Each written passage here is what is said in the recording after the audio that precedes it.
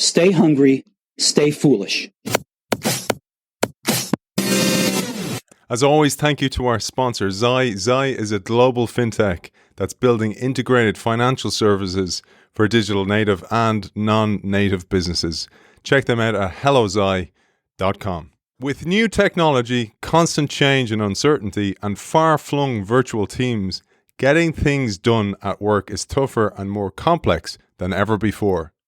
We're in the midst of a collaboration revolution, working with everyone all the time across silos and platforms. But sometimes it feels like we're stuck in a no-win cycle, dealing with an overwhelming influx of asks with unclear lines of communication and authority. Overcommitment syndrome looms larger than ever before.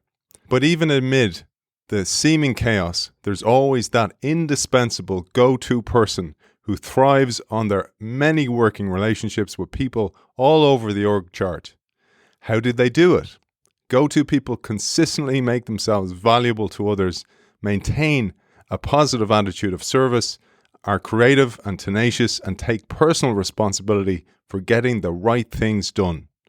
Our guest today reveals the secrets of the go-to person in our new world of work. Based on an intensive study of people at all levels, in all kinds of organizations, he also shows how go-to people think and behave differently, building up their influence with others, not by trying to do everything for everybody, but by doing the right things at the right times for the right reasons, regardless of whether they have formal authority. We welcome the author of The Art of Being Indispensable at Work, Win Influence, Beat Overcommitment, and Get the Right Things Done, Bruce Tulgan. Welcome to the show.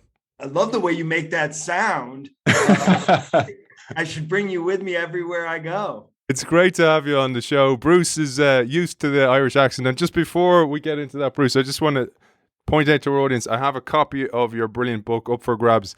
Just sign up to the innovationshow.io newsletter and you can be in with a chance of winning a copy of Bruce's latest book, one of many. Bruce, I said you're used to the Irish accent. That's because you worked over here as a young 20-year-old Bruce back in 1987. Yes, that's absolutely right. And it was an honor and a privilege to live and work in Dublin back then. Like you say, I was just a kid, but boy, I learned an awful lot. And I also just spent hours walking around Dublin, everywhere I went, it was easy to meet people. So it was a tremendous experience, and I love the Irish people. Like I think I told you, my wife is of Irish descent, so it's all in the family. I found this book. It's useful for anybody at any level in an organization, whether you're a new graduate, whether you're a seasoned manager or leader or CEO, or a change maker within an organization. It is such a helpful book to weave influence and become that indispensable person in an organization, especially if you don't have authority, which I found so useful. But Bruce, you open the book with a compelling challenge, and I quote you here. Imagine that tomorrow morning, some high-priced workplace consultant shows up at your job. This consultant is an expert on employee performance, is there to conduct a talent review, an assessment of all personnel in the organization, including you. The questions they will ask: who is indispensable at work? Who is noticeably dispensable? Who are all the people in between? And what makes it harder for employees to succeed in their jobs? And what would this expert, most importantly, say about you? Now, those questions are intriguing for all of us, but even more intriguing, Bruce, I felt, as I said, for the people who work in change initiatives, whose projects are slow, who depend more on relationships than authority. This question you pose right at the start of the book is so essential. So perhaps you'll take it from there. Yeah, I mean, look, I go into organizations of all shapes and sizes every day. And that's what I do. I'm always interviewing people, and I want to learn like who's who in the zoo, and what's going on around here. And, if people are leaving, I want to figure out, why are people leaving? If the wrong people are leaving, I want to figure out why are the wrong people leaving. If productivity isn't high enough, if there are too many errors, or to the point of innovation, many organizations, their pipeline of new product development, or even if it's just internal process, something as simple as an ERP. Oh, no problem. That'll be easy, right? Which turns into a nightmare for people for 2 years. And yet it's critical to align the systems of the organization so that there's less waste and more efficiency. So when I go into an organization, I'm not an expert on the computer systems. I'm not an expert on supply chain. There's so many things going on. I zero in on the people, right? What role is being played by the people, by the lines of communication? What's going on with the working relationships? And, what people say to me over and over and over again, and this was true before the pandemic, by the way. I did not write this book for the pandemic era, although it came out in the midst of the pandemic. But everywhere I go, what people say to me is, well, look, everyone is coming to me with requests. Yes, I serve my boss. Yes, if I have direct reports, I have to keep them going in the right direction, and I rely on them and they rely on me. But I've also got people inside the organization. Sometimes if it's a big organization, people I've never even heard of, people I don't even know are reaching out to me. I hear from people inside, outside, upside down, and every which way. So the complexity of work, and then the real thing that people are most concerned about is I have to rely on so many people who are also being inundated by requests.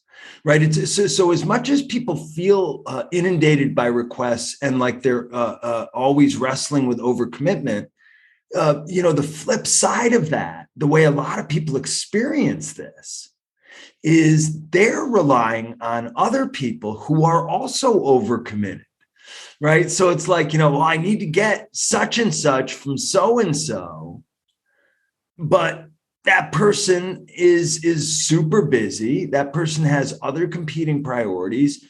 And again, sometimes that person doesn't even know me. Right. So what I hear from people all the time is, look, as difficult as direct supervisory relationships can be, right, as difficult as it can be to manage people in today's environment, as difficult as it can be to manage your boss in today's environment, at least the lines of authority in those relationships are clear. Right. What people, I think, are wrestling with more and more is that they have to contend with and navigate so many relationships with folks where the lines of authority are not clear, right? Like, is that my job? Well, you're not my boss.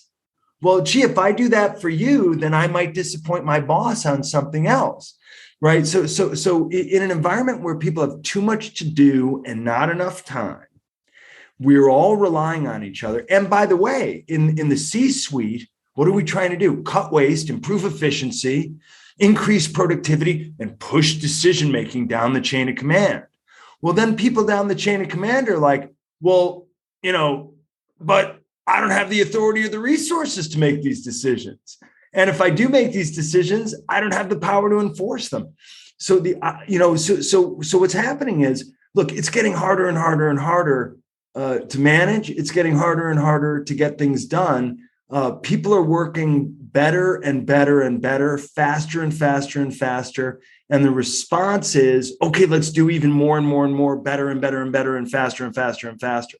And it's just, the pace is incredible. And by the way, it's not an accident that so many people right now are feeling burned out. Yeah, it's a huge point, and it's one of the reasons I was so grateful to have you on the show, and it was so valuable to read the book, because I do executive coaching, Bruce, and this comes up an awful lot, and particularly down the organization. At leadership level, people have leadership coaches, and the leadership coach will say you need to delegate more, but then they delegate down, and then the person down there can't say no because of what you said, the authority, but because of what you call the collaboration revolution, everybody's dragging on that person from all over the organization, and they don't know who to say no to, or they say yes, and a messy yes, as you call it. So everybody's dragged in each way. And I pulled a quote here. You say, it's the irony of ironies, because the person who usually gets delegated to because they're great, they're a go-to person. But that person becomes anything but the go-to person because of overcommitment syndrome. The process of trying to become indispensable too often means stretching oneself beyond human capacity so that priorities become muddled. Important tasks are left undone or done inefficiently. All of this might leave us wondering what all this collaboration business is going to, when it's all going to blow over, so that we can get back to doing the basics. And this is so important, Bruce, for this audience of this show, because oftentimes they're wondering, why won't the organization innovate more? Why can't we be more inventive and come up with great ideas? And I say, mainly because of time. People don't have the time, or they're inefficient with their time. I think that's absolutely right. I mean, look, what's interesting to me is, and as you say, it's ironic that, this is a problem that vexes self-starting high performers the most. This isn't a problem that losers struggle with, right? Because, hey, I don't work very hard. Well, guess what? People stop going to you, right? I'm not that good at my job anyway. Well, people don't go to you. I have a bad attitude. Somebody comes to me and I'm like, get away from me. Well, people stop going to you, right? So it's precisely people who are really good at their job, people who work really hard, people who have a great attitude that, people want to go to them. And the thing is, if everyone's going to you, pretty soon your biggest challenge is that everyone's going to you. So it's a really interesting situation. And what we find is that, being great at your job and working hard and having a good attitude, those are table stakes, man. And then the people who really set themselves apart are the ones who are great at managing themselves and great at managing these interdependent relationships with others. And you have to play a longer game. So, one of the ways to think about this is, you say it's all about time. It is. It's about time and timing, right? Because it is about time, because if you make the wrong commitments, if you find yourself overcommitted, here's what happens, right? It's not a zero-sum game, because if you make the wrong commitments, if you find yourself overcommitted, then what you end up doing is having unnecessary problems occur, having problems that should be easily solved but get out of control, having resources not well planned, so you squander resources, going in the wrong direction, or not taking the time to help other people go in the right direction. You end up delegating the wrong things or accepting delegations incompletely.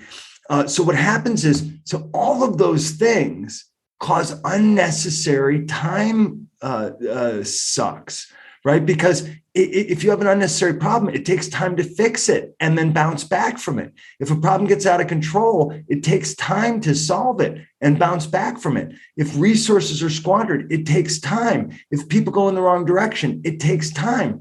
So what's funny is about time, right, is that if you handle your time well, it's not just that you get the most important things done, but you spend your time in high leverage ways because you avoid unnecessary problems. And that's actually like a time factor, right? The other thing is timing, that you have to do things at the right time. If you're going to make bread, you have to make the dough first and give it a chance to rise. The example I use in the book is from an emergency room nurse. You have to check and make sure somebody's got a pulse and that their airway is clear, because otherwise everything else you do, the person's going to run out of steam, right? So you have to, it's time and time efficiency and time efficacy, right? High leverage time, but it's also timing. It's doing the right things in the right order. And so what we find is that the most effective people in this environment, navigating this perpetual challenge of potential overcommitment and navigating all of these complex relationships, that slowing down is one of the first keys to success. Slow down and focus, right? So and the people who handle this the best are not the ones who run around like crazy trying to please everyone. They're the ones who focus like a laser beam on doing the right things at the right time in the right order. They exhibit patience in a certain way.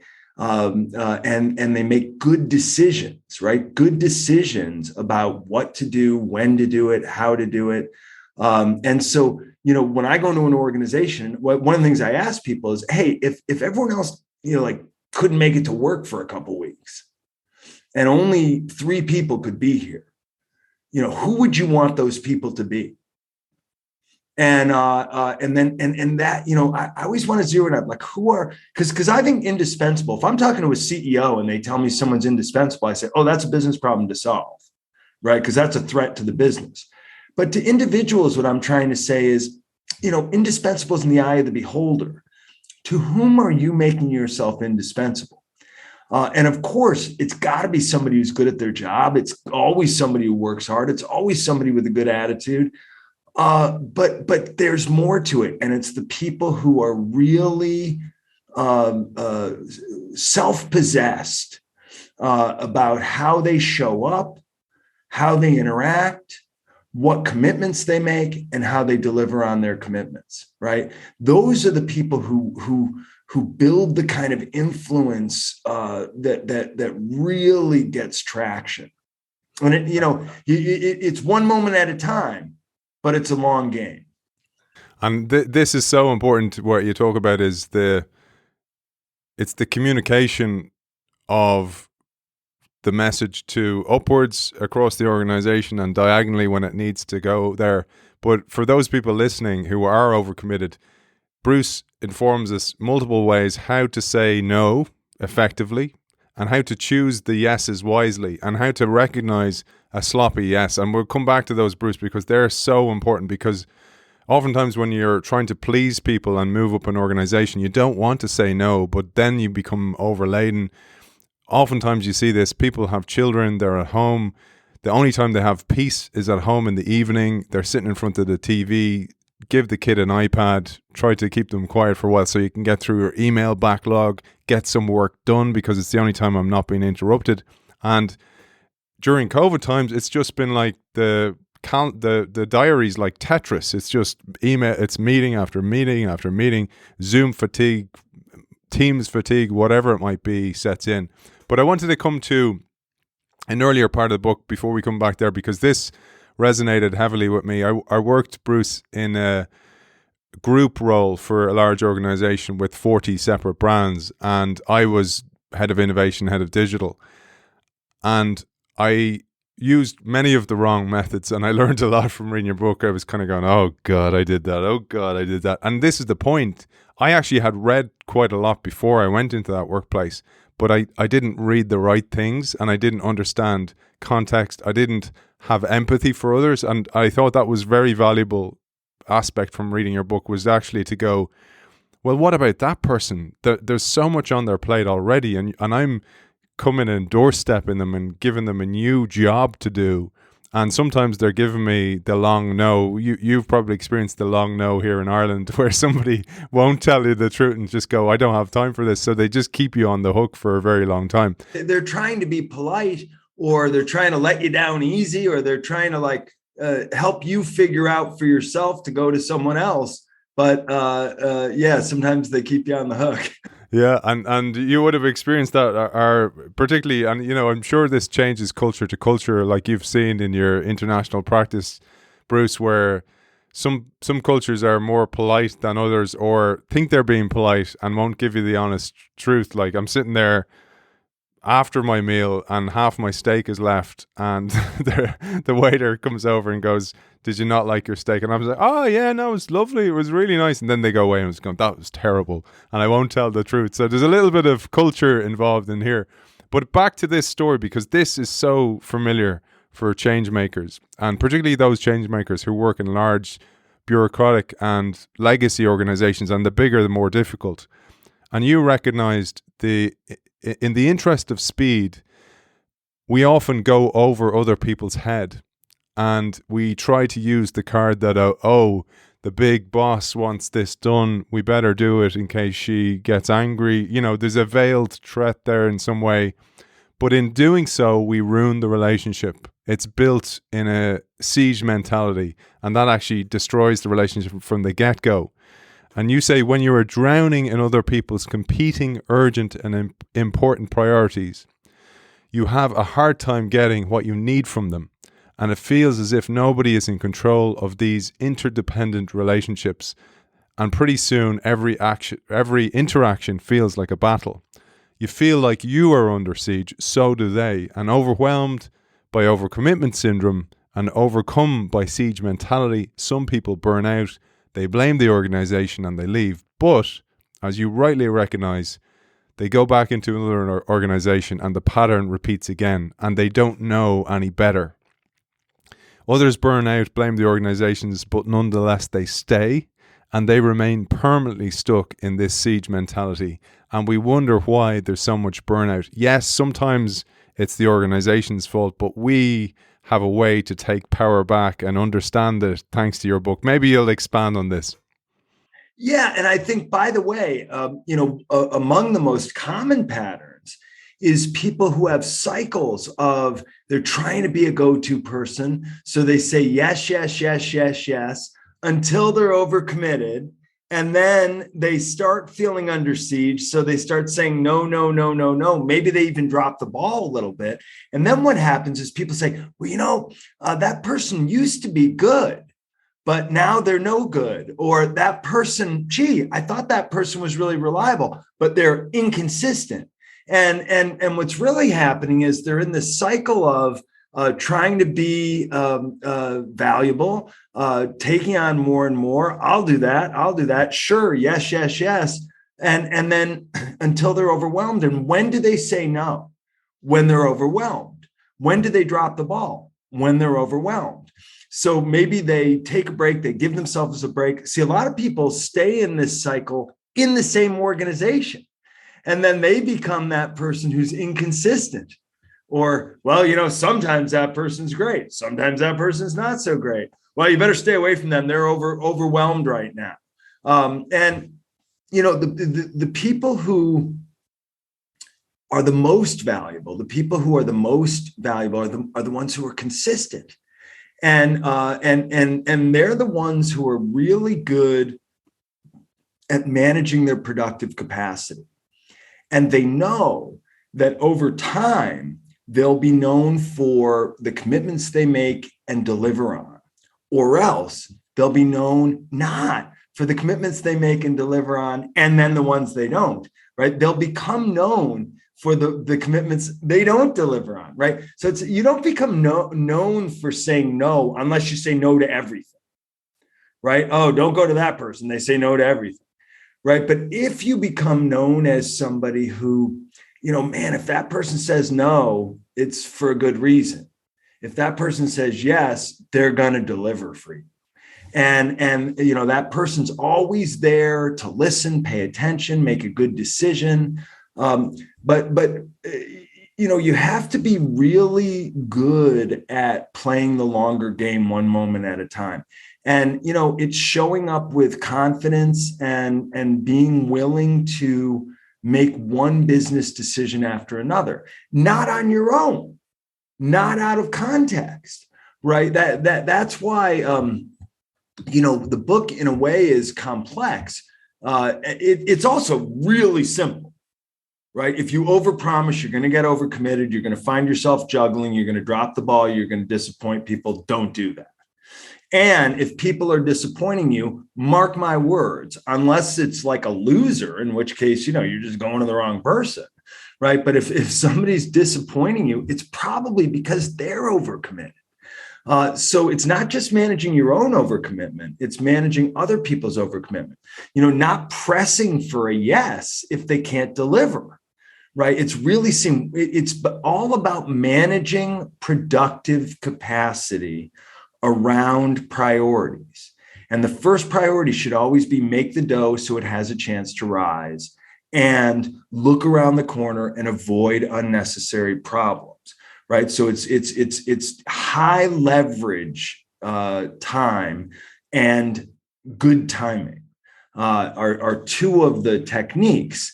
But ultimately, you have to manage your productive capacity, and you have to help other people manage their productive capacity, so you don't hold each other up and create delays and mistakes for only because you're trying to please people in the moment instead of trying to get the job done over time.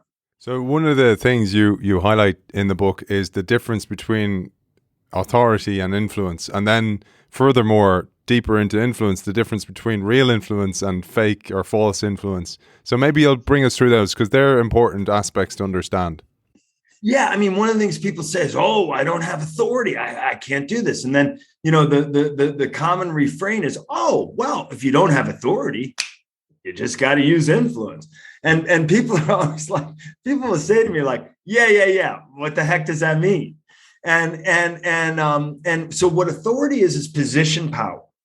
Authority is rank in a particular organizational hierarchy, and it is marked, C. Weber, by control over rewards and detriments, right? So power, authority, I mean, in the state is a monopoly on the legitimate use of force.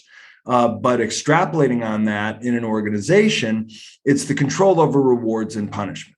Right. So if you have position power and control over rewards and punishments, you have authority. By the way, even if you have authority, you'd be wise to use influence. See, influence, you have influence when other people want to do things for you. Right. When you have influence when you don't need rewards and punishments to have people want to deliver for you. You have influence when your influence lives in other people's hearts and minds. And sometimes when people are told, well, if you don't have authority, you have to use influence, what they do is they're trying to get their way in the short term without having control of rewards and punishments. So if you're trying to influence someone, right, then you're probably on the wrong path. Right? Because if you're trying to influence someone, you're trying to get what you need without rewards and punishments. And almost always what happens, I call it false influence, is people borrowing poor substitutes for authority, right? So badgering, right? So, badgering is a classic example. I'll just remind you every 5 minutes. Well, okay, that's a form of punishment because that's really annoying, right? So if I don't do what you want, you will punish me through badgering, right? Or bribing. Oh, well, if you do that for me, I'll bake brownies for you. Okay, well, that's kind of a poor stand-in for a reward. And also, is baking brownies a good use of your time? And in terms of the overall cost picture, I'm going to do my job. I should be doing my job because I'm doing my job, not because I want your brownies. Some people will say, well, if you don't do that for me, I won't do things for you. Oh, well, that's not appropriate because I should do things for you if that's the right thing to do at the right time for the business. And by the way, if I need something from you, you should do that for me if that's the right thing at the right time for the business, not because you're happy with me or not happy with me. Some people, they form cliques, they avoid each other, ringleaders emerge. So if you think of influence peddling, right, it's bribing, it's bullying, it's badgering, it's threatening to withhold support. These are all some of the ways that people try to get what they need when they don't have position power and control over legitimate rewards and punishments. The irony is that it may work in the short term, right? If you badger me enough, I might do something for you. If you, bribe me enough, at least I might feel sorry for you enough to do something for you. I'm probably not going to do it for the brownies, right? If you threaten to withhold support, I might think, geez, I don't need an enemy here. So it might work in the short term, but it destroys your influence in the intermediate term, because it makes me not want you to succeed. It makes me not want to work with you. It makes me not want to help you. Right. So real influence is when it's when other people think highly of you. It's when other people want to be able to rely on you. It's when other people want to do things for you and don't want to disappoint you. And the way that you build real influence is by how you show up, how you conduct yourself, how you treat people. There's no shortcut to it yet. You have to attend to it every single moment, right? So it's a long game that you play one moment at a time. And the irony is the way you play it in the moment is not always by trying to please in the moment.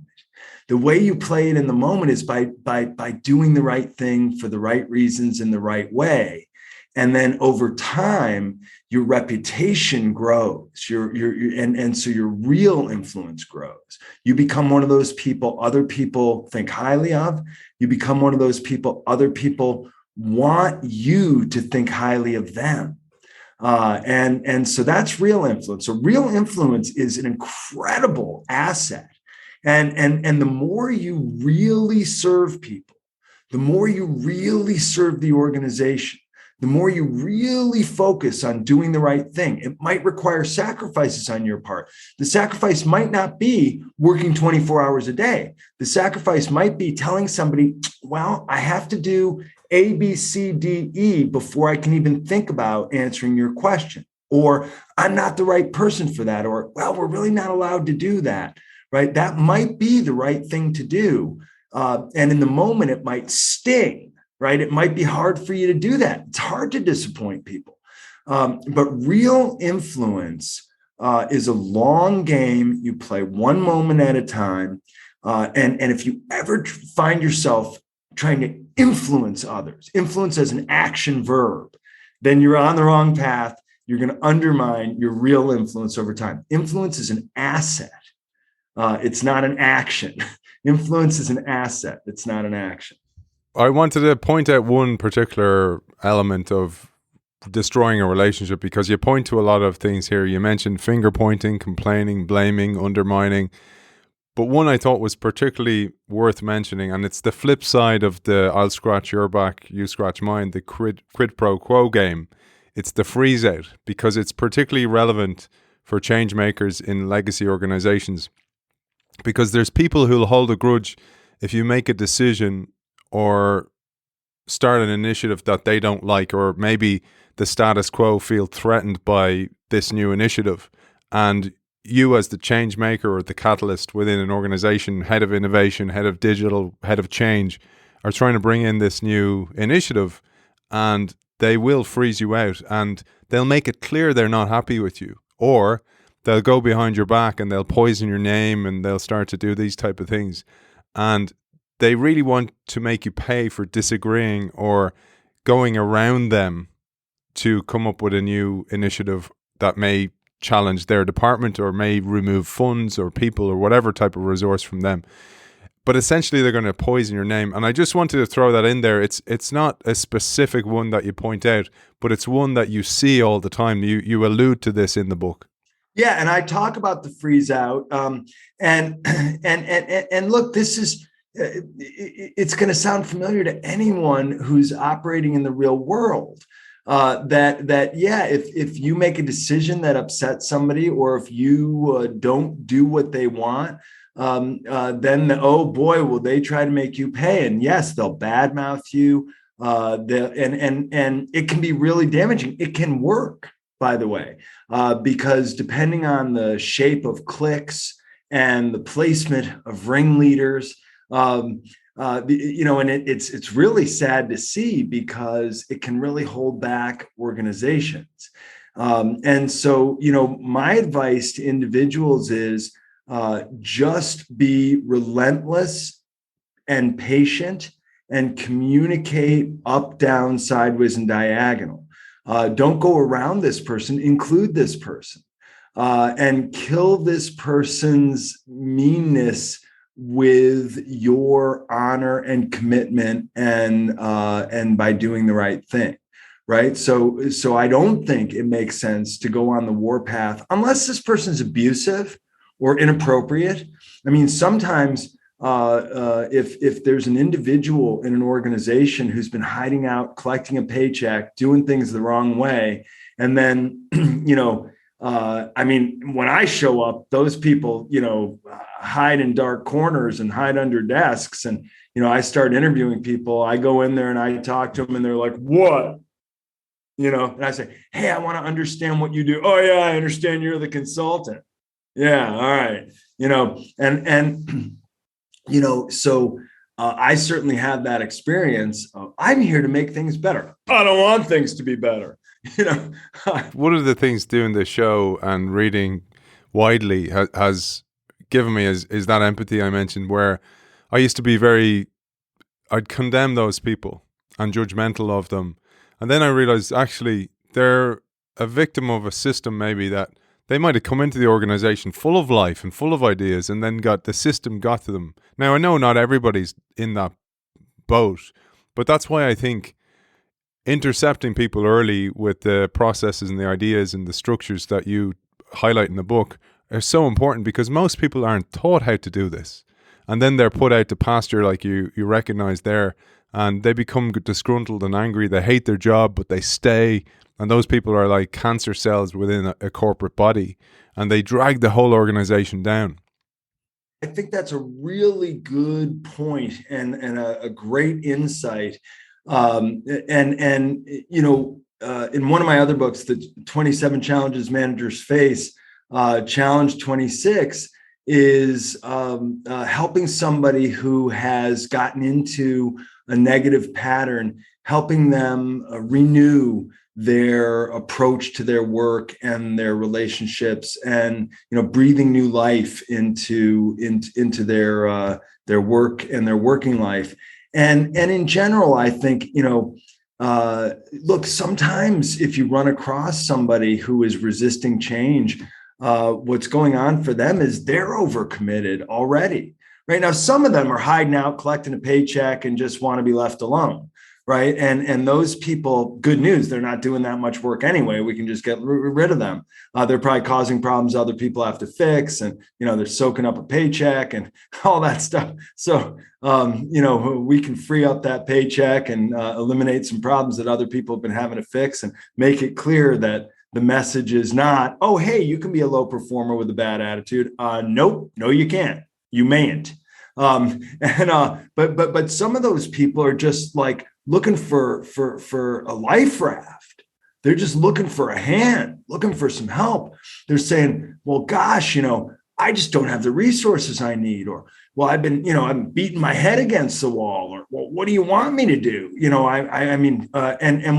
So if you make it clear, hey, good news, I'm going to hold you to a higher standard and I'm going to help you meet it. Or good news, I'm not going to play the quid pro quo game. I'm not going to play the mutual freeze out game. Oh, you're freezing me out? Well, let me be clear. Here's the value I add in the organization. And if you need me, you call me. You freeze me out all day long. But when you come to me, when you need help from me, if it's the right thing to do at the right time for the right reasons, I'm going to do that because that's my job. And when you conduct yourself that way in the face of people who freeze you out, if somebody offers a quid pro quo, oh, well, hey, if you do that for me, I'll do this for you. No need. No, I'm going to do this for you because this is my job. This is the right thing to do at the right time for the right reasons. So of course I'm going to do this.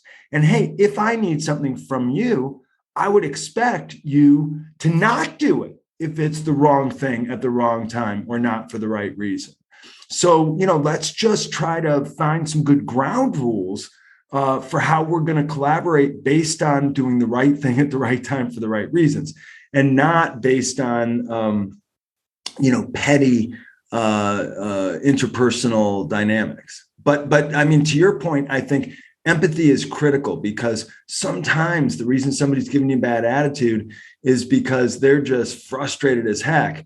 And if you show them, oh no, I'm somebody you're going to want to do business with, right? It's like if you're dealing with a petulant child, or if you're dealing with a bully. And at least one approach is just to continue to be kind and mature, be the adult in the relationship, and see if that doesn't start to bring out the best in the other person. I love that. And it made me think of I think it's Gandhi's quote, be the change you want to see. So display the behavior you want to see in the future. But it also reminded me of a story I share in my own book, Bruce, where I talked about when you have those people, and you obviously identify those people, and you may identify to move them on, that they need to move on. I do feel you're freeing up their future, because they're stuck, and oftentimes they're stuck because of fear, and they don't want to move forward. And I share this beautiful story, an anecdote about a famous prince, and the prince buys these 2 falcons, and one of the falcons won't fly, and so he has them in the palace, and one of the falcons just sits on its perch all the time, and he's like going, God damn it, I'm after paying a fortune for these falcons. Look at that beautiful one, and the other one won't move. And he goes, bring me the best expert in the whole land to solve this problem. And they bring all these experts. Nobody can fix it. And then somebody goes, I know a guy. And they go and they find this man. It's a farmer. The farmer comes along. The prince isn't there. Next day he comes down after his breakfast, and the 2 falcons are flying around beautifully. He's like, bring me the doer of this miracle. And they bring in the farmer. The farmer comes in, and he's like, what did you do? Tell me, how did you weave your magic here? And he's like, oh, I simply cut the perch, your majesty, and tips his hat. And he just cut the branch on which the falcon was sitting. Wow. That's how I feel about what you're doing there, is that the person won't move. They're stuck. They need a nudge. And the nudge is actually sometimes the greatest thing that they can have. It feels like a crisis in the moment. And we've all had those moments. But sometimes they're the best thing. You look back and you go, thank God, thank God that was identified for me. I moved on. I found something that I was empowered by. And I was just stuck, because we all get stuck sometimes in life. So that's how I actually genuinely feel about those moments. I mean, look, I agree with you that sometimes you're not just doing a favor for the team and for the organization by relieving somebody of their livelihood, but maybe you're giving them the chance to go do something new. And if they could fly, so much the better. But it's hard, you're making an involuntary decision. If you relieve someone of their livelihood, you're ending their career there. Although I'll sometimes say, hey, no hard feelings. Like, you could still be a customer, and then you can pay us, and then we'll do what you say. So you're sort of promoted. Like, if you could be a customer, then we'll do what you say, because you'll be paying us. It's just that we're not going to keep paying you to not do what we say. And be toxic across the organization, and that's the point. So let's get into some of the solutions, because the book is full of solutions, and I love your turn of phrases throughout the book, the phrases that you've coined, the words that you've coined, etc. But you say we need to know what's required and what's allowed up and down the chain of command before we try to work things at our own level, because oftentimes what managers do is they tell their reportees, work things out at your own level. Don't come to me. Don't try and go above other people's head. And you say we have to go vertically before we go sideways or diagonally to ensure alignment on priorities, ground rules, marching orders, and every next step through regular structured communication up, down, sideways, and diagonally. Here you give an example of a worker who asked their boss for help. The boss replied, work it out at your own level, like we said. The problem is, as you identify, we don't often have that authority to work things out at our own level. We don't always have the same agenda, and we have competing priorities and limited resources, not to mention multiple egos throughout an organization. So perhaps you'll take it from there, Bruce, and talk about this work it out at your own level problem. Yeah, I mean, so one of the things organizations are trying to do is especially as there's more and more cross-functional collaboration, if you have to float everything up the chain of command, then have it come down the chain of command, and then before you can collaborate across functions, that slows things down. So there is a corporate imperative, right, to push collaboration down the chain of command so that there's more lateral information sharing, more cooperation, more decision making. And the idea is to remove bureaucracy from that. But what the result of that is that then people further down the chain of command are trying to collaborate. They don't always agree. So what ends up happening is, since they don't go over their heads and make sure they're aligned initially, they're trying to get things done. If they don't agree or things go wrong, then they go over each other's heads once things are going wrong or once they can't agree.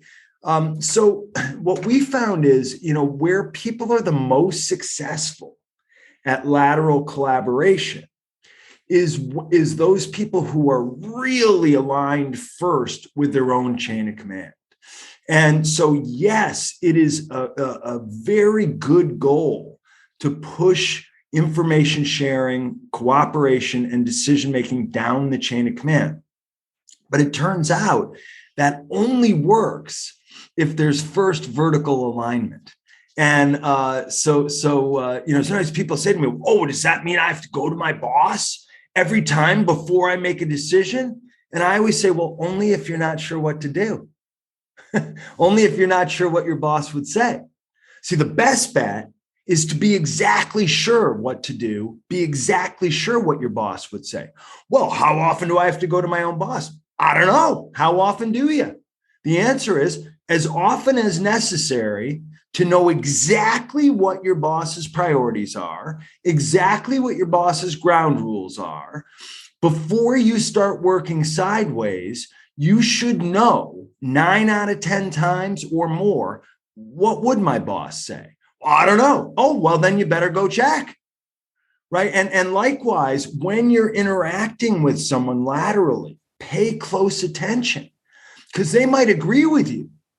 And then, okay, let's do that. And then a day goes by, a week goes by, a month goes by, and then they're like, oh, yeah, I wasn't allowed to do that. Right. Because it turns out somebody is in charge. Right. No matter how much we try to push power down the chain of command. Oh, somebody's in charge. And so, but people ask this as if it's an unanswerable question. Oh, well, what am I supposed to do then? The answer is what you're supposed to do is make sure you're aligned. So every day, first person you have to manage every day is yourself, right? That means you get up on time, you take care of yourself. Ideally, you take care of yourself the night before so that you're okay in the morning. And then, do your exercise, have a good meal, whatever it is. And then, once you're working, right, bring your best self to work. Make sure that okay, what are my commitments today? What are my open areas of time? What are my priorities today? And then, okay, what is required of me? If you don't know, you better check, right? The second person you got to manage every day is your boss. The third person you got to manage every day is anyone who has dinner with their family, talks about their boss, and they're talking about you, right? If you are anybody's boss, if you have power in relation to anyone's career and livelihood, you owe it to them to make sure they know exactly what your priorities are, what your ground rules are, what your marching orders are. Right. And then, okay, if you have any time left, now it's for these sideways and diagonal interactions. Right. And you say, oh, well, I'm all filled up with delivering for my boss and delivering for my direct reports. Okay. Well, if you get an urgent and important request from a diagonal leader, or if you get an urgent and important request from a sideways colleague, you've got to try to triage that. And the only way to have the power to exchange information, to cooperate and make decisions is if first you know what are the priorities, what are the ground rules. So I say, if you want to get out of the horribly unproductive dynamic of going over each other's heads all the time, go over your own head early and often. Go over your own head early and often. 9 times out of 10, 99 times out of 100, your people should know exactly what your priorities are and what your ground rules are. And you should know exactly what your boss's priorities and ground rules are. Then you have an anchor. Then you have so much more power to interact laterally and diagonally, to make decisions laterally and diagonally. Vertical alignment is your source of power. Some people will say to me, oh, they say just you don't have to be in charge to be a leader. Lead from wherever you are. And people are like, so here's what I do. See, I just call them like I see them. See, I just do what comes naturally. Somebody comes to me, I say, yeah, I'll take care of that. Somebody comes to me, I don't like you, right? I just do I do what I feel. See, I got to be me. And then I prefer to ask for forgiveness than to ask for permission. Really? Why? Right? Why would you do that? That means you probably did something unnecessary or did something that you weren't authorized to do. Right? I had one client tell me, oh, our rule around here is proceed until apprehended.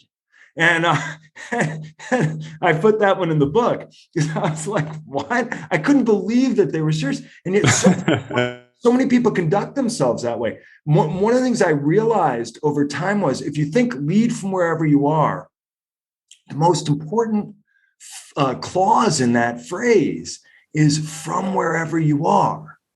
You've got to appreciate context. Where am I? Right? Where am I? Lead from wherever you are is not pretend to be in charge. So I'll use false influence I'll badger and bribe and threaten and bully and steamroll, right? Or quid pro quo, or freeze people out. Because by the way, you can freeze out your boss too.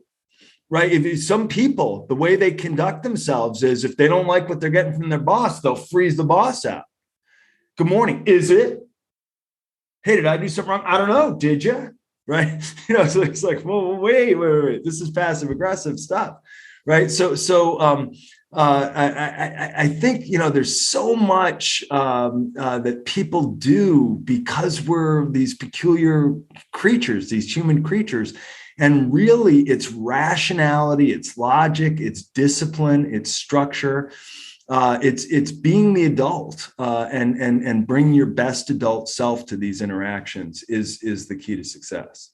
Bruce, on that point, one of the examples you share is a very common scenario where, for example, you're a resource within an organization that provides a service like IT, or one of my previous incarnations, head of digital, where we built internal apps and websites for brands, and everybody wants theirs yesterday. And that was a huge challenge, because when you were dealing with that, you had to prioritize in some way, and we had to find some way to prioritize, because you couldn't just hire en masse, and then because you were trying to build templates and get back-end efficiencies of scope and scale, etc.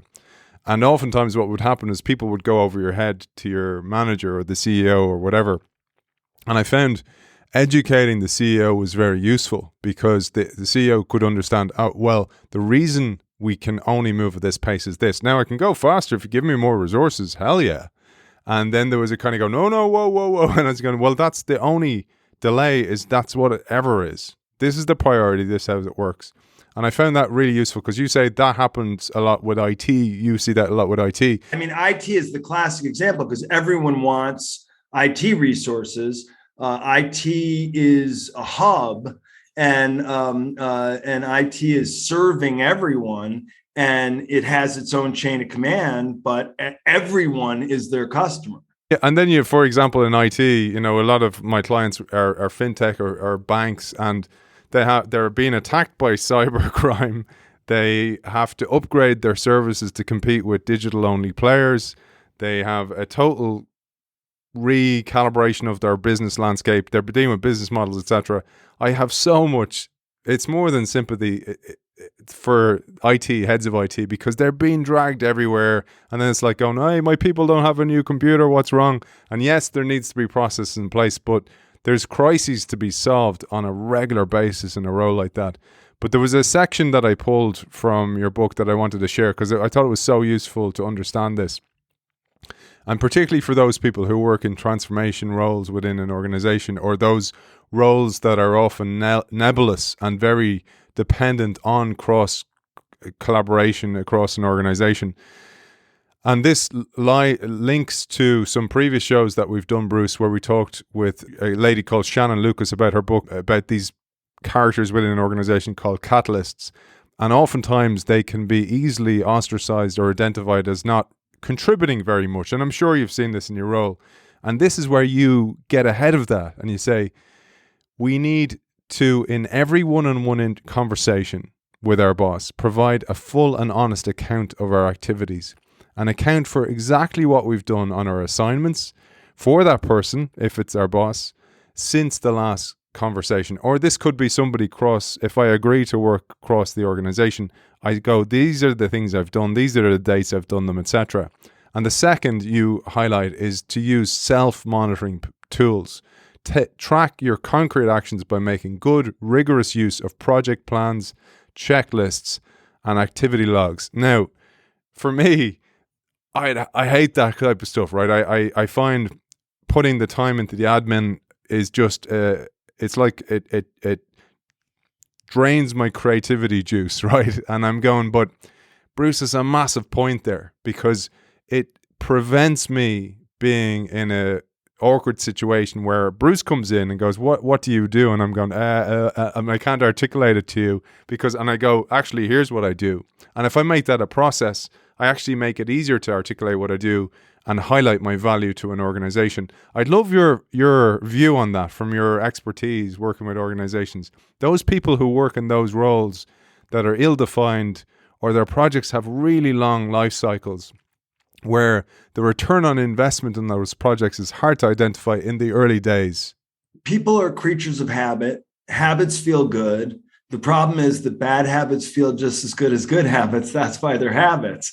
And good habits feel great. It just takes a little while to make them habits.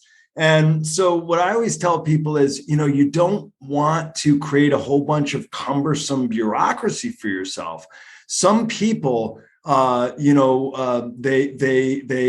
weaponize their spreadsheets.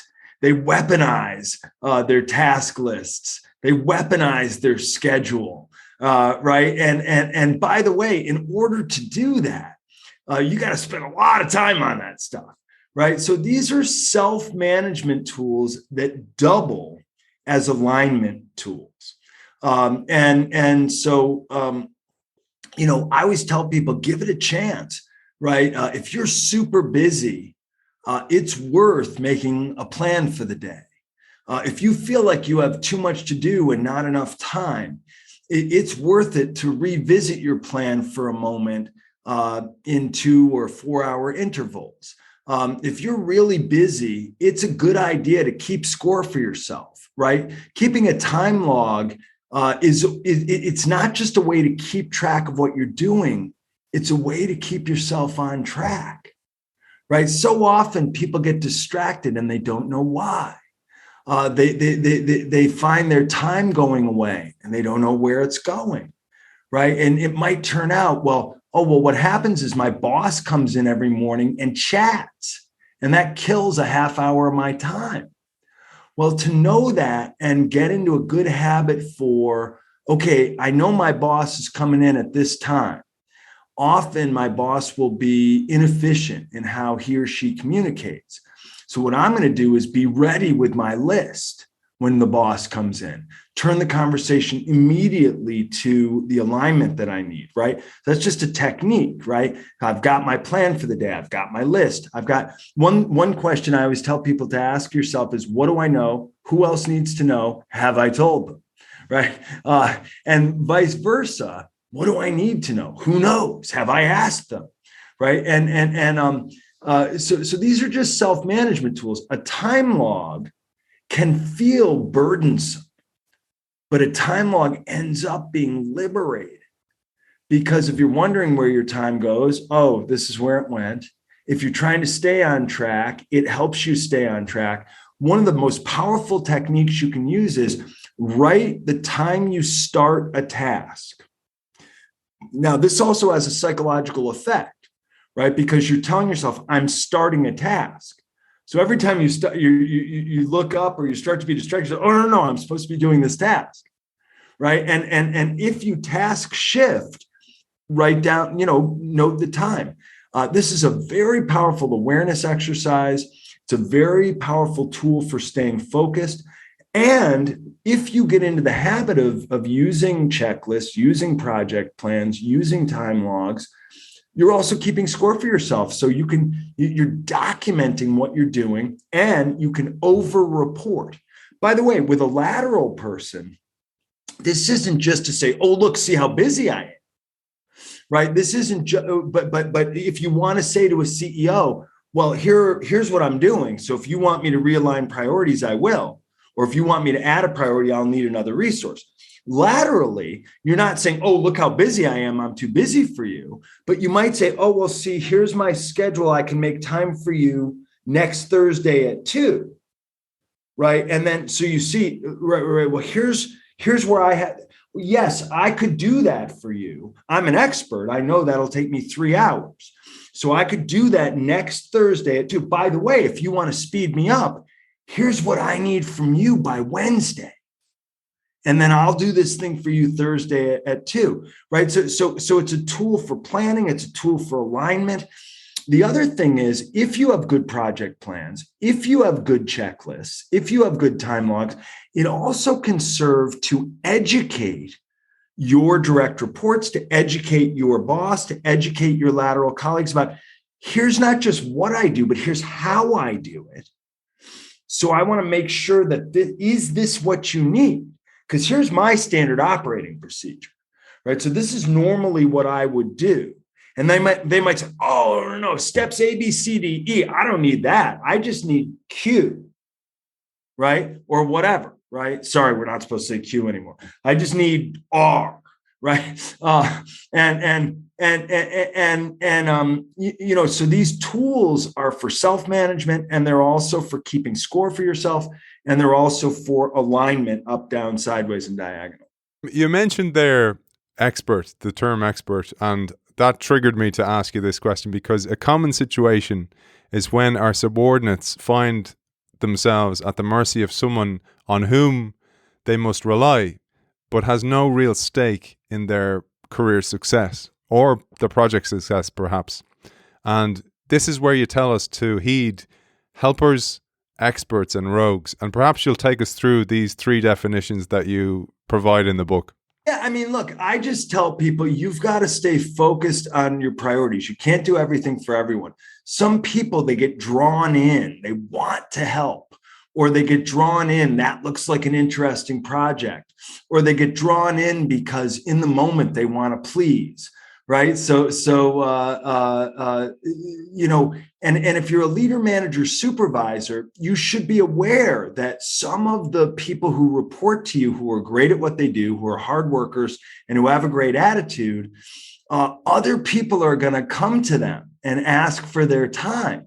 And so sometimes you go to your direct report and say, hey, that thing you're supposed to be doing, did you do it? Oh, no, something else came up. Well, what else came up? Well, I had to help this person with this and this person with that. And sometimes it's like a classic example. You operate in a very sophisticated environments. But sometimes, look, this might be in a production line, in a factory. And so somebody, like the machine isn't working. So they might go to a mechanical engineer who's supposed to be working on something, or a technician who's supposed to be working on something, and say, hey, look, the machine's down, right? Could you fix it, right? There's no service technician around, but I know you know how to fix it, right? You've been here 20 years, right? And so that guy, right, he can always come over and he's got like a wrench and a hammer and some other kind of like, he's got some kind of meter and he hooks it all up and then the machine starts working. Well, the machines have to work, right? The line has to run. So sometimes what happens is, it's not crazy that a helper, an expert, I sometimes call them rogues, because sometimes they do that stuff just because they much prefer to be fixing the machine than to be doing what they're supposed to be doing, right? People get drawn into stuff. And a lot of times it's for really good reasons. But okay, so if you're a leader, manager, supervisor, and you have a production line and you've got a technically sophisticated person who's supposed to be working on A, B, and C, but they keep getting drawn in, you've got to use that as data, right? So is it that person would rather be a service tech, right? Or is it that really that person just can't get to his or her priorities because you don't have a service tech, right? So you got to tune into what's going on there. Because sometimes, like I've had managers, they'll tell this person, I don't care what they need. You focus on what you need to do. Well, then the line goes down. And then the COO is in there going like, hey, what happened? Your guy isn't even cooperating with my production people. All they did is ask him to get the line going, right? So as a leader, you've got to tune into the reality. You've got to use it as data. You've got to understand what's going on there. But understanding where that character is coming from and why that's happening is really important. And one of the things you mentioned there was, say, the interruptions that we get. And I thought this part was really useful because you say we should add structure to unstructured interactions. And this is especially true when it comes to interruptions, those unwelcome questions or comments that someone drops on you right when you're in the middle of something else. This can happen when you're in the middle of a presentation or a meeting and somebody draws you off track, and you offer some suggestions there. Yeah, I mean, look, we interrupt each other all day long. And part of it is because we're busy. Part of it is because we're human.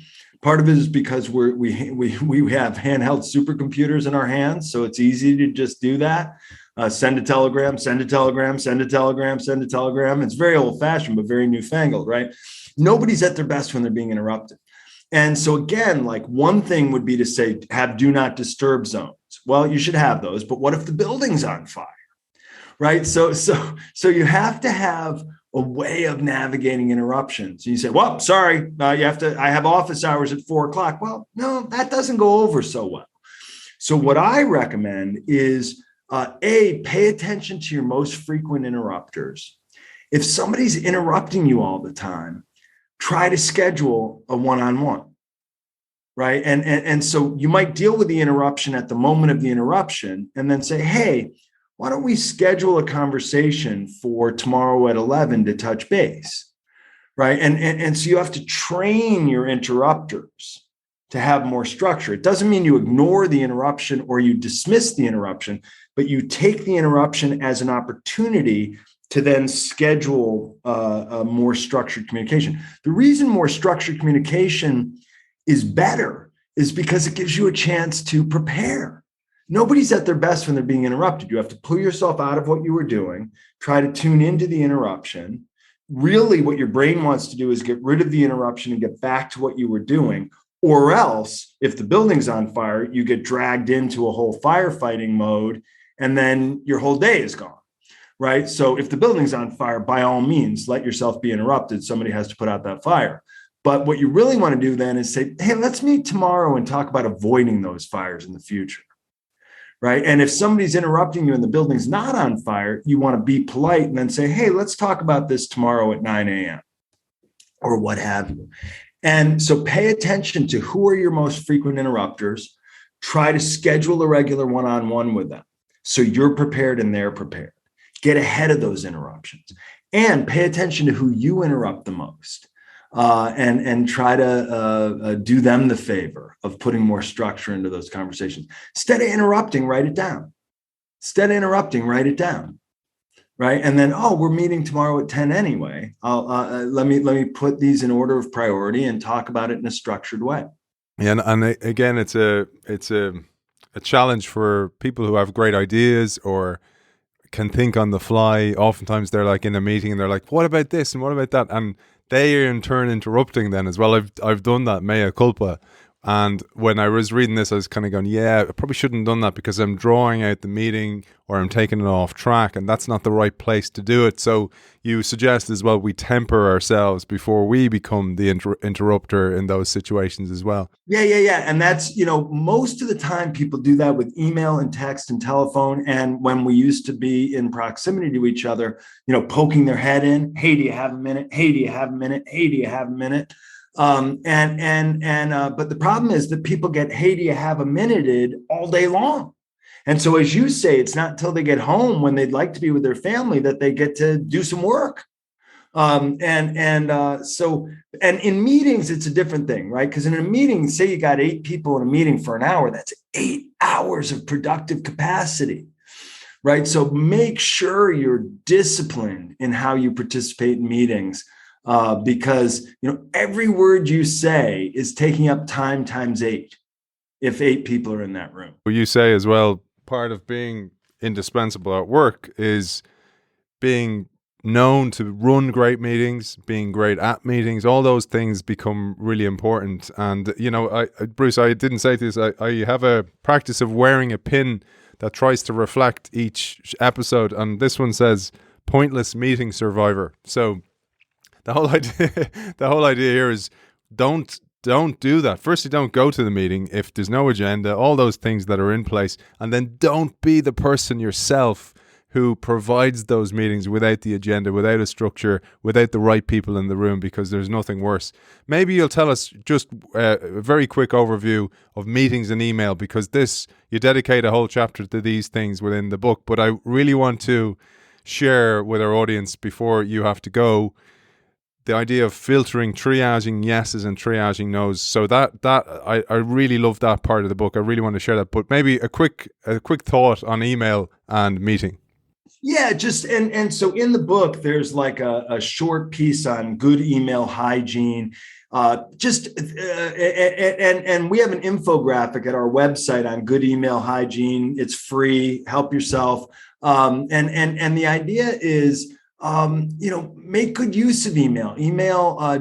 So if you don't reply all, if you change a subject in the middle, change the subject line. Don't send off half-baked thoughts in staccato emails. So just practicing basic email hygiene. If it's a draft, send it to yourself, not to the person, right? Use instructive subject lines. CC the people who should be CC'd. Don't red flag things unless they are really urgent. Basic email hygiene. Again, there's an infographic. And likewise, we have good meeting citizenship, both if you're running a meeting and for participating in a meeting. We have an infographic on that too at the website. It's free, totally free. You can't pay for it. Help yourself. But the good meeting discipline is, have meetings for what meetings are good for. Communicating a bunch of information to a bunch of people in the right way at the right time. If people need to hear each other and respond spontaneously to each other, for planning real interdependency. If you want to create a feeling of belonging and togetherness. And if you want to eyeball in a meeting where one-on-ones are really what you have to do, right? So don't try to have a mini one-on-one in the middle of a group meeting. Take notes. Provide a clear agenda. Everybody should know exactly why they're at the meeting. What information are they supposed to provide? What information are they supposed to collect? Everyone should walk out of the meeting with concrete next steps.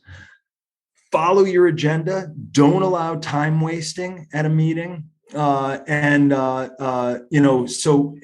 try to prepare, right? If you're going to a meeting, prepare. What am I doing there? Why am I there? Don't multitask. Oh, the meeting's not that important, so I'm doing email. Well, why don't you focus on the meeting and make the meeting important? Well, the email is not that important. I can do it. Well, why don't you focus on the email and make it important, right? So play your role, show up and play your role. And look, meetings are the bane of a lot of people's working lives. The reason is because the meetings are held for the wrong reasons. They're poorly planned and they're poorly executed. And I'll share links to those 2 infographics on your website as well, Bruce. But moving on to this, and I'm rubbing my hands together here because absolutely love this part of the book where you talk about knowing when to say no and not yet, and how to say yes. And you tell us we must remember yes is where all the action is. You don't get lots of praise for saying no all the time, but every yes is an opportunity to add value for others and build up your real influence. But we can't waste our yeses. Here we must set up every yes for success with a concrete plan, a clear sequence, timing and ownership of all the next steps. When you wrote about this, I thought back over my career, and I don't think anybody I ever dealt with ever did this. And I remember one person being very organized about next steps and who's going to do what, etc. And I was kind of taken aback by it. I was like kind of going, "Whoa, that was way overload." But actually, she was doing exactly the right thing. Maybe you'll bring us through this, triaging the yeses, the nos, and the maybe not yets. Yeah, I mean, so look, yes is where all the action is. So it's natural that people want to say yes to each other. The problem is you can't say yes to everything because you can't do everything for everybody. So you have to look at your cues and your reactions. And what most people, the pattern is they say yes until they can't say yes anymore because they're overloaded.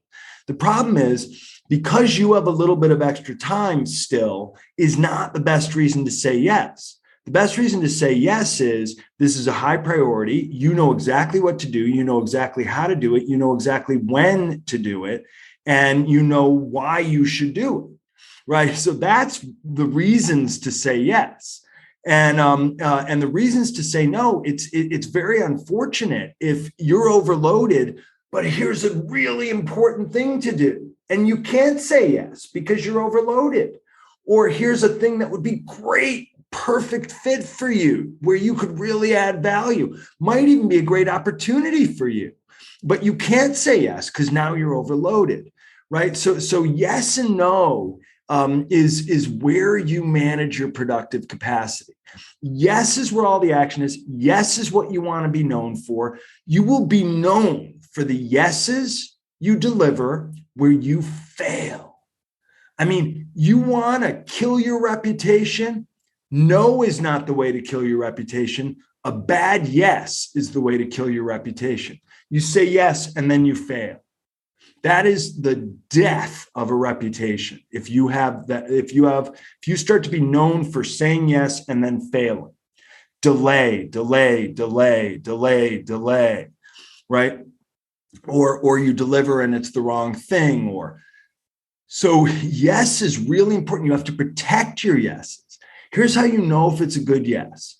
This is something I should do because it's a high priority and it's a good fit with my expertise, or I should do it because it's a high priority and I can learn how to do it fast enough to deliver on it and add it to my repertoire, right?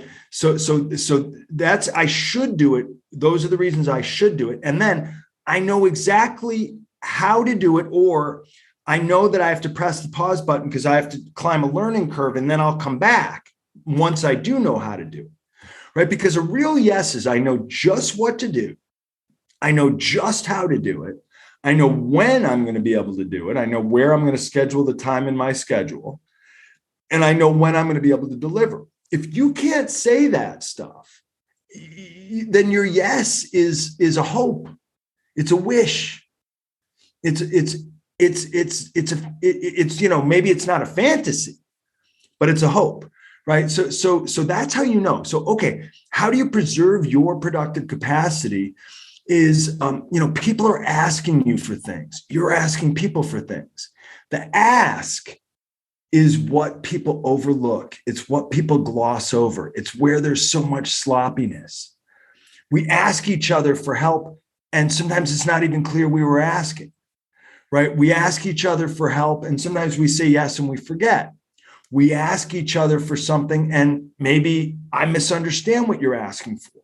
Sounds huge, but it's really little. Sounds little, but it's really huge. Sounds like something I can do, but upon further reflection, I have no idea how to do that. Or to you, it seems like I'm the right person, but when I look at it, I'm like, no, that I'm not the right person. So, but people say, I got, on the one hand, people say, well, I can't say no. I feel like I can't say no. I don't want to say no. On the other hand, you have a lot of people who say, well, we have to learn how to say no. We have to learn how to say no. Now, I looked into that, and here's what I've learned. The people who are the most polite, they say no with sugar and with a cherry on top. It's still no. There's no way to say no that really sweetens it. Like there's no way to say no that's so polite that people are like, well, okay then, right? The way to free yourself up to say no is to say no, to be right about saying no, to say no when it's the right answer, to become known for, gee, if that person says no, it was for a good reason, not just because they didn't want to or because they were feeling overcommitted, right? That if that person says no, it's because they took the time to really understand the ask, where that meets up with their ability, their skill, and their available productive capacity. And so the technique that, so I started to think like, well, what is it that sets people apart who are so good at navigating this, right? So really looking into the research and, well, okay, is it that they're really good at saying no in some kind of special, sweet way, right? Like, do you remember Star Wars? Like the Force, like, no, okay, thank you. Thank you for saying no. That doesn't happen. Right. And then, some people, well, they'll yes you until you go away and they deliver on what they want. No, people hate that. Right. And then if you say yes, they don't know if they should believe it. Well, so-and-so said they were going to do it, but I don't know. That person's inconsistent. Right. So what's the practice that set people apart? It was the people who slow down and tune in to the asking process. It's, oh, tell me more about that. It's so the practice that I love to teach is doing an intake memo. Somebody is asking you for something at a meeting. For one thing, you say, oh, we don't have side conversations at meetings. Why don't we have a quick one-on-one after the meeting? Okay. So then right after the meeting, the person's like, hey, can you look into this? Well, let me ask you some more questions about that. Right? Tell me exactly what it is you need. Okay. When do you need that? Okay. Because I'm probably, I'm back to back today. Here, let me show you my schedule. See, here's where I am tomorrow. I could do that Friday at 1, but I want to make sure I understand exactly what's involved. Right? So you really treat people's ask with respect. You ask questions. You ostentatiously take notes. Right? Because if you're taking notes when you're talking to somebody, you're telling them they're important. You're telling them their work is important. You're telling them that what they're asking you is important, that you're taking them seriously. Right? So slow down. And by the way, this helps people clarify their ask. Well, I don't really need that. Maybe you said, whoa, let me show you my standard operating procedure. Right? Because if that's what you're asking me, normally I do A, B, C, D, E, F, G. So I can do that. It would normally take me about 2.5 hours. Is that what you need? Oh, no. I don't need that. I need this. Oh, okay. Good thing we're slowing down. Because I would have just gone and spent 2.5 hours doing that. And you would have said, oh, that's not what I need. Right. So rework and wasted effort. All this stuff can be avoided if you slow down and tune into the ask. Now, that doesn't mean you always say yes. Right? But at least you're showing the person, this is how I respond when somebody needs something from me. I slow down, I tune in, I respect you, I respect your needs, I take notes, I try to learn, I try to understand. Just doing that, A, will help you make a better decision. B, will help you zero in on exactly what that person needs. C, it will teach that person to make better asks of you in the future.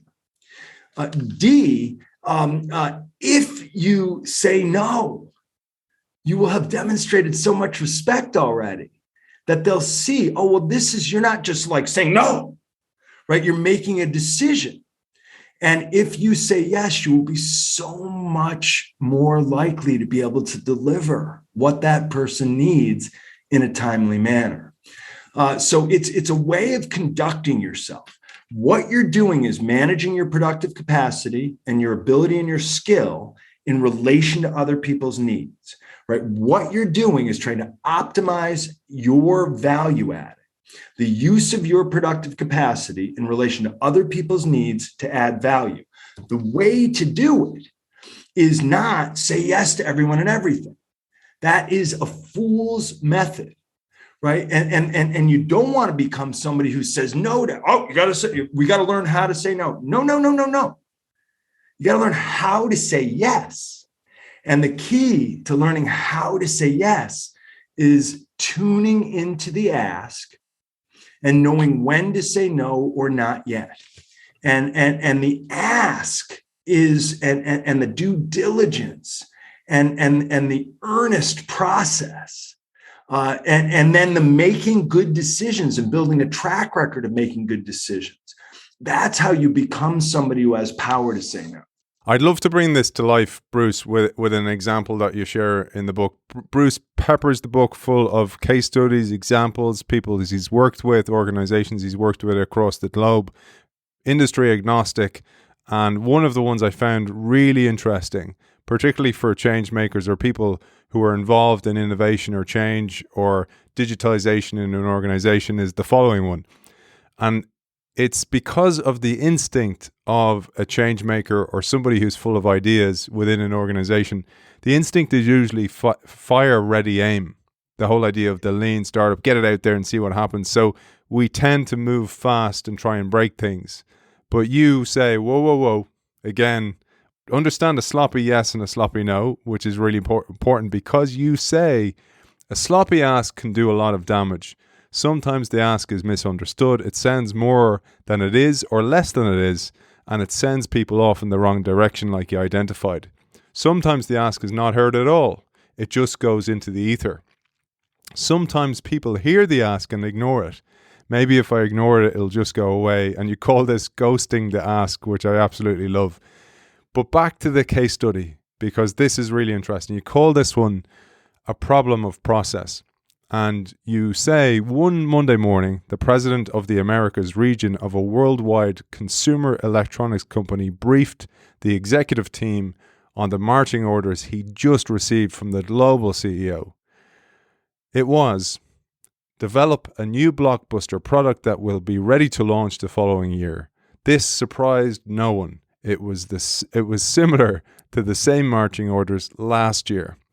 Turned out to be an absolute disaster. So I'll let you take it from here and unpack it, Bruce, now that we have the lens through which to see sloppy yes, sloppy no. Yeah, I mean, this is sort of the sloppy yes, sloppy no, sloppy ask writ large. And this speaks to your world, right? Because what was this? This is the need for new product development, new product innovation, and why the salespeople are saying we need something new to sell, right? That is what they're always saying, right? We need something new, we need something really good, and so what it leads to is, the creative innovator types, the R&D types. They've always got a baby, they're the thing that they're nursing is, this is the thing I've been working on, right? So they're all putting competing projects on the table. What ends up happening is there's not enough guidance and direction and focus to the ask. Then you lead people down the path of trying to push their agendas. And if there's not enough due diligence, then what happens is you have all these competing players, and it can end up with a very perverse result. So in this particular case, what ended up happening was there was an R&D engineer who pushed his pet project forward. Everyone sort of went along with it on his assurances. And then the whole time what was happening is the finance people were worried about the budget. The sales people were worried about where we were going to end up in delivery time and and what was going to be the sales price. The supply chain people and were worried about, what pieces do we need to order? The manufacturing folks were worried about getting it over the line so they could start testing and coming up with a repeatable production process. And so there was no alignment because the ask was so vague. It left room for people to be advancing their own agendas.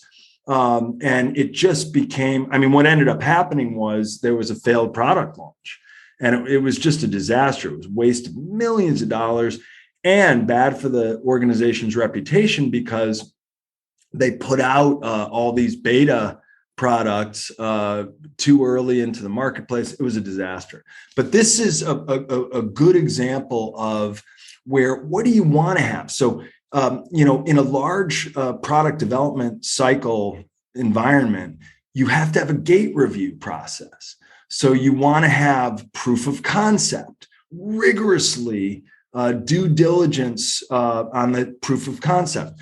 Then you want to have a move through the next gate. So you have, okay, what are the marketing requirements? What's the commercial document where that's a chance to align all the competing interests? And then, okay, well, now we have a prototype. That's gate 3. And then you want to go through a rigorous gate review process. What that is a due diligence process on the use of all these organizational resources and to create alignment among all these competing constituencies. The reason I use that example in the book is because everyone's been, or not everyone, many people in the workplace have been part of that kind of cross-functional process. And they see it from the outside, they see it from the inside. I wanted to show people from the outside. But the lessons I want people to learn are, hey, good news. When you're managing yourself, you just have to do that due diligence process on your own productive capacity. So you don't have to navigate all those other players all the time. Just don't go down the wrong path yourself. But that's an example. I see that all the time. I mean, if you want to see an organization that's trying to put new products in through a development process, you've either got a rigorous process or a loosey-goosey process. I promise you, a loosey-goosey process loses out every time, wastes resources, and drives everybody bananas. Yeah, it frustrates the hell out of everybody. And Bruce, it's been such an honor speaking to you. I just want to remind our audience, copy of the book here up for grabs. Just sign up to the innovationshow.io newsletter and you'll be in the hat to win a copy of this brilliant book. By the way, one of more than 20 books that Bruce has authored. Incredible writer, Bridging the Soft Skills Gap, the 27 challenges managers face. It's okay to be the boss. It's okay to manage your boss. Not everyone gets a trophy.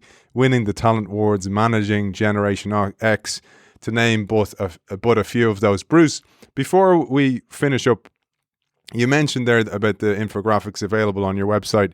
Where can people find you for keynotes, for consultancy work, etc.? Where is the website? Yeah, it's rainmakerthinking.com. And you can find us at rainmakerthinking.com. There's tons of free stuff at rainmakerthinking.com. So I have a bunch of regular columns and stuff. You can always get those at our website. We have infographics. We put out white papers. All that stuff is free. And of course, the book, The Art of Being Indispensable at Work, is available at Amazon or wherever books are sold.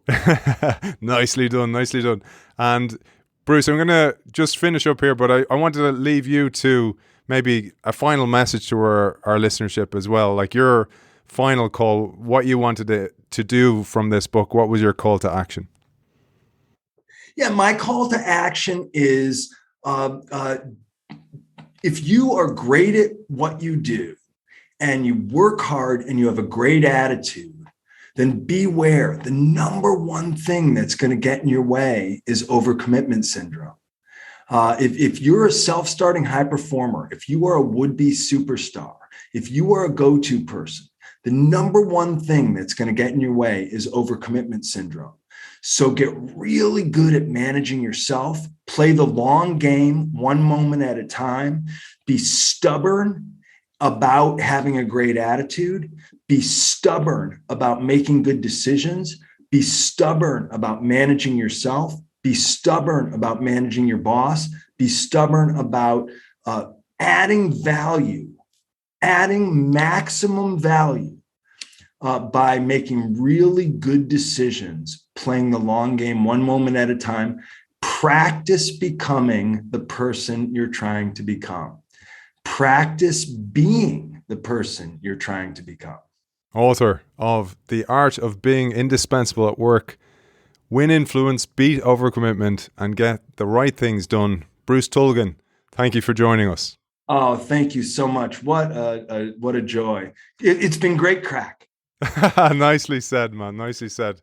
Bruce, what an honor, man. That was awesome. Thanks so much. As always, thank you to our partners over at Zai. Zai is a global fintech building integrated financial services for digital native and non-native businesses. Check them out at hellozai.com, and I'll see you next week.